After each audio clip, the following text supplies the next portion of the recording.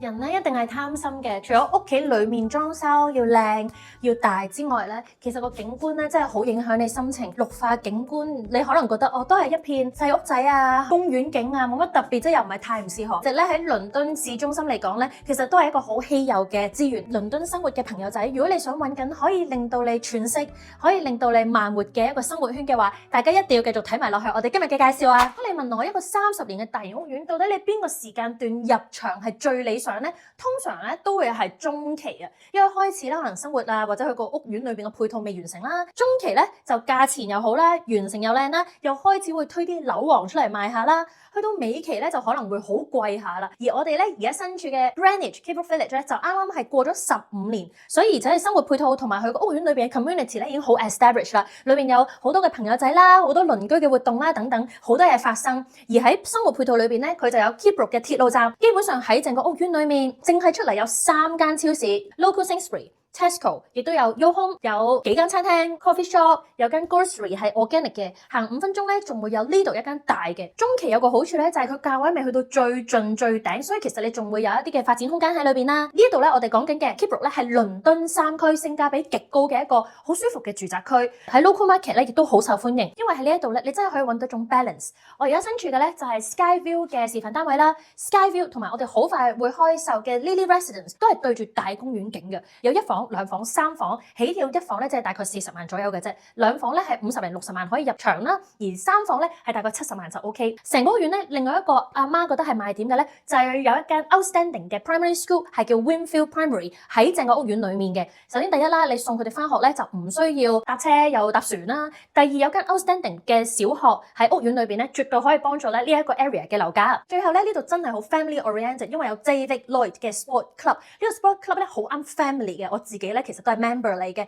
不過咧有啲人係咁近就喺正你樓下啦，有啲可能要揸車15分鐘、20分鐘可能先會到，係一個比較中產嘅 sport club。點解我覺得咁正咧？因為我小朋友而家已經學踢下波啊、游下水啊、打下 tennis 咁樣啦。咁你基本上可以一日咧就喺呢一個 club 裏邊做晒，而佢喺度上緊堂嘅時候咧，我就可以去上下瑜伽啊或者做下 HIIT 啊嗰啲嘅 courses 啦。咁我先生又可以打 tennis 啦。同時最正嘅係你自己做運動嘅時候咧，佢哋係有 kid club， 即係你可以擺佢哋咧同其他嗰啲小朋友一齊玩。咁你自己可以做運動，哇！真係正到暈啊 ！David Lloyd 雖然佢就唔係話好平，但其實以倫敦有好多嗰啲豪華嘅 sport club 啦，例如 Third Space 嗰啲咧，其實佢都係叫做中間嘅啫。但係咧就好 family oriented。另外呢度附近有好多 soft play 等等啦，咁可以你平時去做啦。而且咧，如果你中意行 market 嘅話咧，其實 Greenwich 都啱你嘅喎。呢度好近咧 Blackheath Village 嘅 market 啦，或者係 Greenwich Market 啦。跟住咧，繼續睇呢度附近有啲乜嘢嘅生活配套。一出鐵路站咧，一左一右咧有3間嘅超市，一間係 Sainsbury Local， 一間咧就係後面嘅 Tesco 啦。呢一間嘅 Tesco 咧都幾大㗎，可以見到咁沿住呢度一路去啦，去到呢個位左右咁樣啦。咁人哋咧對面嗰個咧就有另外一間，呢個位就係另外一間 Sainsbury 啦。呢度咧就係火車站 Keybrook Village 咧，佢自己咧會有自己嘅火車站啦，16分鐘咧就去到 London Bridge， 大概20分鐘左右咧就可以去到 Cannon Street。咁有好多人咧，除咗喺市中心翻工之外咧 ，London Bridge 一定係有用啦。佢亦都可以喺 Cannon Street 咧隔離就可以翻到 LSE 或者 Kings。咁所以如果你係揾緊一啲可以直達 Kings 同埋 LSE， 但係一啲叫價錢比較親民啲嘅選擇咧，其實 Keybrook 咧就好多人咧都錯過咗。其實咧火車直達咧就超方便㗎。喺倫敦咧想揾個有少少景觀啦、環境比較清幽啦、鳥語花香啦，但係要倫敦市中心嘅咧，其實都係幾困難嘅。咁所以咧，呢一啲如果有嘅屋苑咧，講真係好受 local 嘅歡迎啦。今日咧就去到 Greenwich 嘅3區 Keybrook， 同大家咧睇 Skyview Collection。呢兩棟咧對比之前 Central Garden 咧，佢就會多咗景觀。咁有陣時需唔需要買景觀咧？我覺得如果你係實際自己自住或者出租咧，可能未必一定要嘅。不過其實你唔使講，你屋企個景靚啲話咧，住得心情都會好啲啦。Keybrook 咧佢有另一個好好嘅地方就係佢嘅生活配套越嚟越完善。仲記得咧，可能5、6年前咧，我哋喺度同大家介紹嘅時候咧，其實已經好優美，因為呢個綠化環境好好啦，同埋佢喺屋苑裏邊咧有個站嘅，呢個站咧係你屋苑裏邊啦，超正啦，而且咧佢直達嘅地方咧幾有用嘅。如果你係要直達 London Bridge， 即係需要16分鐘嘅啫，甲級寫字樓啊、Kings 啊、Guy's Hospital 啊，如果你喺 Sharp 度翻工啊、EY、PwC 全部都喺度啦。另外亦都可以直達係 Waterloo East 同埋 Cannon Street 老金融城，而且直達 Charing Cross 28分鐘。直達 Charing Cross 嘅好處除咗係方便翻工啊，去市中心之外，其實係翻學啊，LSE 同埋 Kings 都喺嗰度嘅。但係如果你喺嗰邊度揾住宅買屋先唔好講啦，可能2-3秒起跳啦，淨係租盤都係天價。譬如話 LSE 隔離嘅 Lincoln Square 係講4000磅一個一房，咁當然呢度佢唔係喺正隔離啦嚇，咁但係咧佢火車直達咧都只係需要28分鐘嘅啫，其實係 OK。咁佢而家密咗好多啦，跟住就同大家咧睇下呢度有啲咩咯喎。呢度咧就係圍住佢嗰個 Central 都已經有好幾間超市啦，咁我有新住嘅就係 Sainsbury 啦。呢個位置佢哋叫做 Village Central。Village Central 裏邊咧會有唔同嘅鋪頭啦，咁我身後嘅就係一間 Sainsbury Local， 打對角咧有間 Tesco 嘅。除此以外咧，亦都會有間 Starbucks 啦，同埋有地產鋪。咁 Local 咧一定要有一間 pub 啦，因為呢度都幾多 Local 住噶嘛。而好多 Local 嘅 requirement 其實話，我希望有一間 Local pub。咁我哋呢度嘅 Local pub 咧就係 Depot 啦。Depot 裏邊咧就係走型格路線啦，咁有 Sunday Roast 啦，當然大家都可以飲翻1-2派咁樣啦。佢哋我就飲唔到啊，成肚水。Clubhouse 咧會有24小時 concierge 啦，但係喺安西咧都有另外一間 gym 就係 Pure Gym。咁再正啲咧就係時候 David Lloyd。其實我覺得咧 David Lloyd 個選址咧都係幾中產嘅，所以可能代表啲嘢啩。呢度仲會有間牙醫，有間 chemist。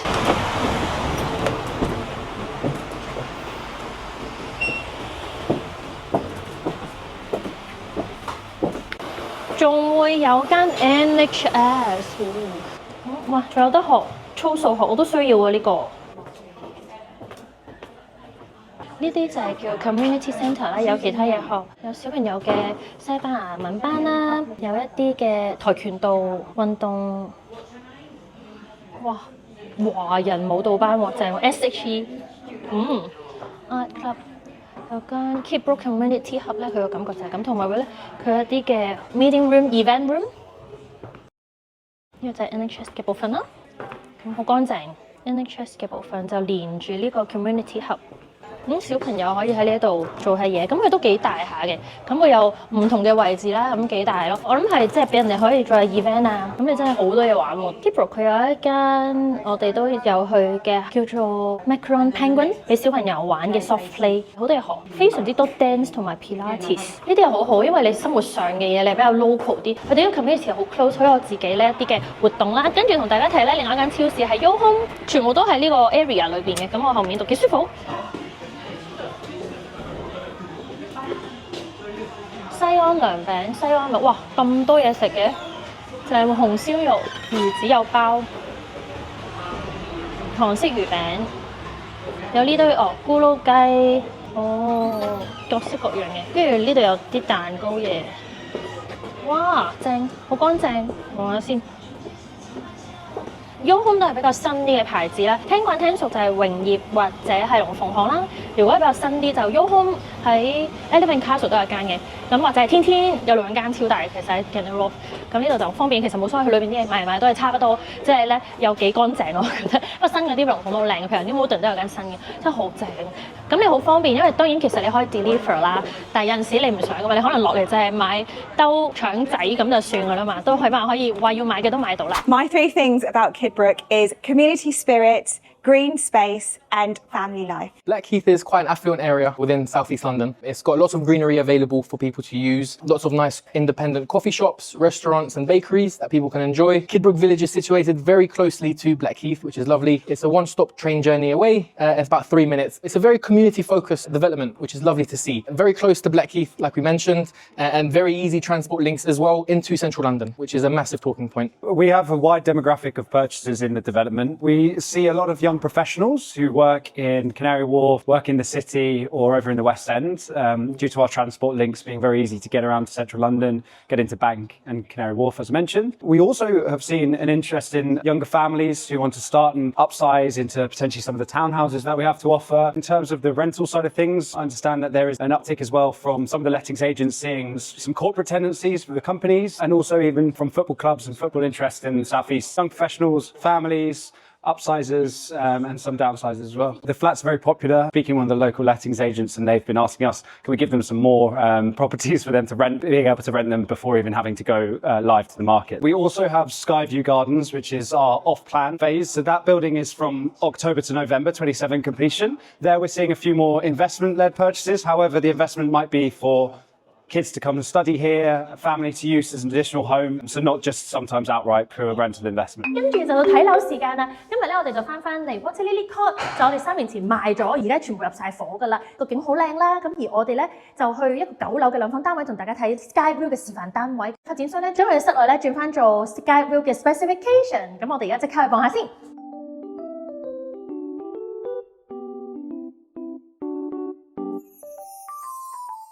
呢度咧就係佢其中一個嘅 palette， 佢有2種顏色揀嘅。其實咧佢已經揀好晒㗎啦，即係單數雙數咁啦。咁你可以揀下你中意邊種顏色咧？呢種顏色咧佢有一種深少少嘅屋嘅顏色，配搭咧淺灰色嘅櫥櫃，石面後面咧就係磚嚟嘅，咁全部都鋪好晒，咁好靚。下低咧仲做咗 downlight， 開啲你大家望下先。雪櫃係 hot point，oven microwave oven，Bosch 嚟嘅。呢個位幾靚喎，係咪啊？見唔見到啊？呢個咁樣嘅，即係幾好拎嘅，但係特別少少啦。裡面櫃嘅顏色咧就係呢一種黑色，咁咪幾型格啦。其實呢度咧住喺呢個 area 有好多係 London Bridge 同 Cannon Street 翻工嘅朋友，咁佢哋喺嗰度如果買屋係天價啦。二來其實係好垃圾，但係佢真係10零分鐘、20零分鐘火車翻到嚟，一出嚟就係你自己個屋苑，係真係好舒服、好寧靜啊！跑步啊、游水啊呢啲全部都有。咁呢個位咧就係quality 嘅問題啦，咁佢裏邊 quality 好靚啦，有洗碗機喺度，跟住咧嗱，你望喺呢度仲加咗小心思喎，你睇下幾靚，我中意呢對門啊，少少 detail 咧都可以爭好遠噶啦，少少點綴，跟住仲有啲櫃啦，呢個位咧都做得好靚，你見到咧整咗疏水嘅位置啦，個石轉翻落嚟有1.5嘅波星，然之後後面咧都鋪晒磚啦。一路咧就會去到所有嘅插頭位啦，插頭位裏邊咧，除咗係有 USB 之外咧，亦都係會有 Type C 嘅位置，咁等大家可以插電啦。Nice， 好啦，咁特別咧想去呼應翻佢個地板，咁個地板咧就用咗一種 light oak， 即係有少少咧好似洗水少少色嘅木地板嘅，咁令到成間屋咧再 brighten up 一啲啦。睇房咯喎！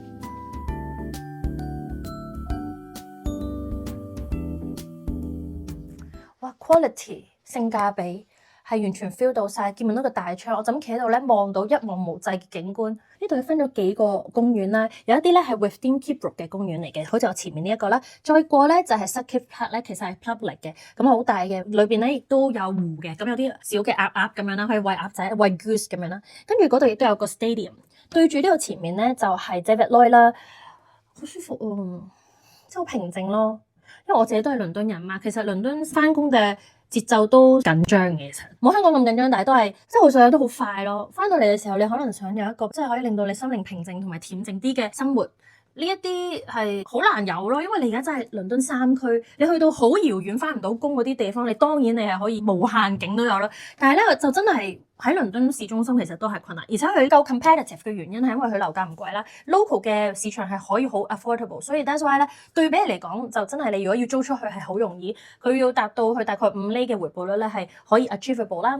而 Berkeley 咧佢做過裏邊嘅裝修，佢都好諗嘅。其實啲人係想要啲乜嘢嘅風格咧？譬如話呢一個 area 嘅主要 theme 係 nature collection， 所以佢嘅 wardrobe 係淺色係。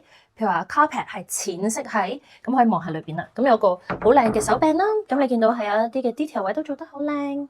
咁佢呢度咧就冇加 downlight 嘅，不過呢樣嘢其實我發現好容易處理嘅啫，因為咧我自己都有去買一啲嘅 downlight 去用，如果你想嘅話。咁但係咧一路就做到頂啦，咁都好大下嘅呢個。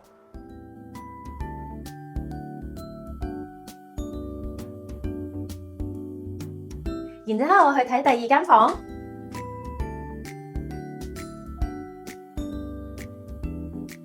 呢間咧就係細房單人房單位啦，呢邊前面咧仲會有3棟嘅係 Future Face， 咁然之後呢一個 area 就完成噶啦。你會見到圍咗白色嘅，其實就係我哋而家會賣緊嘅，就叫 Sky View 同埋 Lily Resident， 呢兩個都會有景嘅，會有公園景嘅。另外一個賣點咧就係佢去到個鐵路站同埋 Village Centre， 即係所有超市、餐廳嗰堆咧係再近啲嘅，行過去大概3分鐘就到噶啦，所以係極快。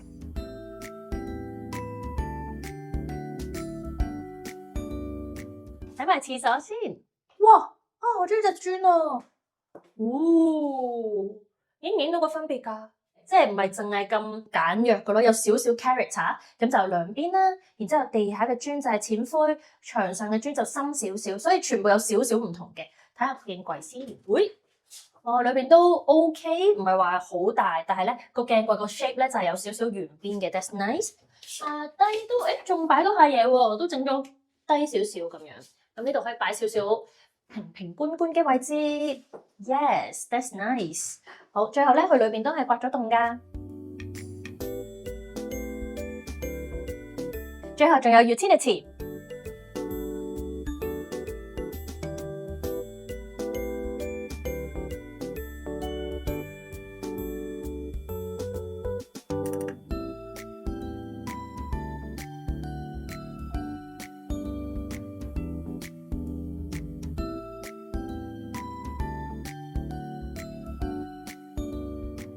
呢個屋苑有永久產權 townhouse， 有無敵大園景單位，成個嘅 project 咧係有咁大㗎，由2010年咧就正式入伙，到而家至今咧已經16年㗎啦，所以咧成個屋苑咧叫發展叫做好成熟㗎啦，因為咧佢最中央嘅位置就係鐵路站啦 ，Keep Road 直接16分鐘去到 London Bridge， 圍住呢一度咧就所有嘅生活配套啦，有 Sainsbury Local、Tesco、YoHome 係一間亞洲嘅超市，有 Starbucks， 有藥房，有 NHS、Community Hub。Barbecue 係韓式 barbecue， 亦都有間英式嘅酒吧可以食 Sunday roast， 有俾錢嘅 gym， 你嘅屋苑亦都有 gym， 亦都有24小時 concierge， 仲有一間 grocery 好正，係農夫直送 organic 嘅產品。呢啲嘅生活配套咧已經完全入齊晒，就會喺我哋而家呢一個位置叫做 Village Centre， 鐵路一出嚟就已經到㗎啦。成個 Keybrook Village 咧，我會將佢分成兩個部分，一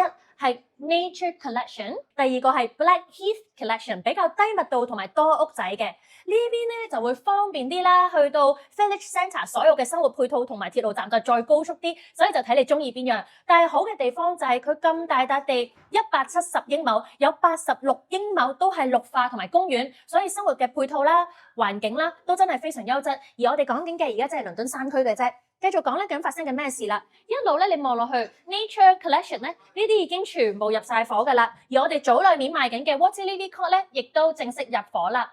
呢一個位置咧就係將來嘅 face 啦。我哋今次去介紹嘅就係 Sky View Collection， 同埋將來今年都會開售嘅 Lily Resident 可以排定隊啦。明眼人一睇就知道咧，對住大公園咧係特別搶手啦。邊個唔想你嘅窗前面廳一望出去就係一個大公園咧？所以今次咧我哋帶翻香港嘅咧就會係 Sky View Collection 呢棟同埋 Lily Residence 呢啲咧全部都係對實大公園啦，亦都可以望到嗰邊嘅湖區啦。喺 Keybrook 裏邊咧會有兩個公園啦，一邊喺 Nature Collection 呢邊，另外一邊就係 Blackheath Collection。咁我哋跳到去 Blackheath Collection， 除咗係公園一個最大賣點之外咧，就係呢一間小學啦。呢間小學咧叫 Wingfield Primary School， 佢係一間 outstanding 嘅小學，亦屋苑小學。所以如果你係要揾小學生，想喺正隔離就有間 outstanding 嘅 primary school 俾自己小朋友翻學嘅話， Blackheath 嘅 apartment 咧就係一個好選擇啦。佢而家仲有一間3房嘅 penthouse 喺呢度，對住呢一個小嘅 meadow 嘅。